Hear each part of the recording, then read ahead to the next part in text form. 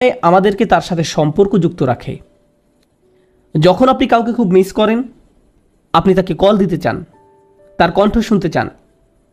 মৃত কাউকে আপনি যখন মিস করেন, তখন হয়তো তার কোনো ভিডিও ছেড়ে দেন, হয়তো আপনার মারা যাওয়া বাচ্চার হাসি দেখার বা আপনার বাবা মায়ের কথোপকথনের কোনো ভিডিও দেখেন।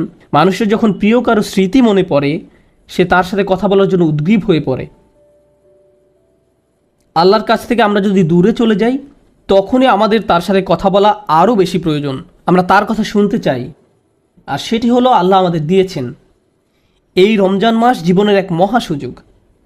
এই মাসটি এতই সুন্দর যে যেই ইবলিসের কারণে আদম আলাইহিস সালাম ভুল করেছিলেন, এই মাসে আল্লাহ তাকেও শিকল দিয়ে আটকে রাখেন, শয়তানকে সরিয়ে রাখেন, যেন আমরা বিভ্রান্ত না হই। এখন আল্লাহর কালাম এবং আমাদের মাঝে আর কোনো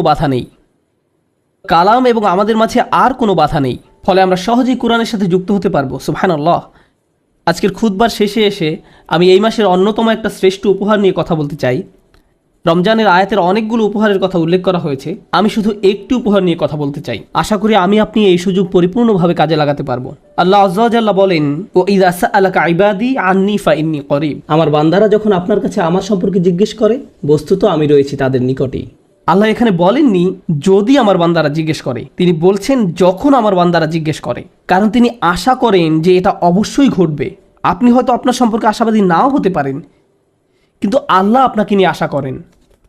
তিনি রাসূল সাল্লাল্লাহু আলাইহি সাল্লামকে বলেন, যখন তারা আপনাকে আমার সম্পর্কে জিজ্ঞেস করে, সাধারণভাবে আয়াতটি তো এমন হওয়ার কথা ছিল যে যখন তারা আপনাকে আমার সম্পর্কে জিজ্ঞেস করে, আপনি তাদেরকে বলে দিন আমি নিকটে।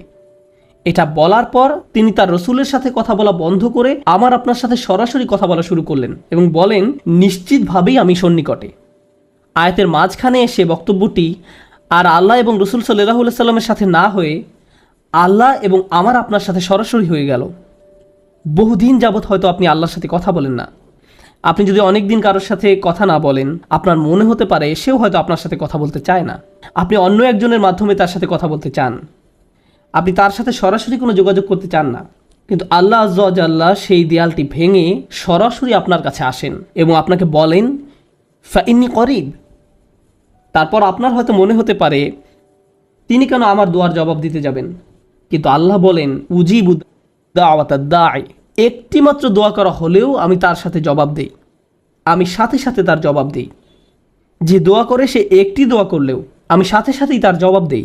অন্য কথায় এই আয়াত আল্লাহ সে লোক সম্পর্কে বলছেন না যে ঘন্টার পর ঘন্টা দোয়া করতেই থাকে, বরং তিনি এমন একজন সম্পর্কে বলছেন যে মাত্র একটি দোয়া করেছে।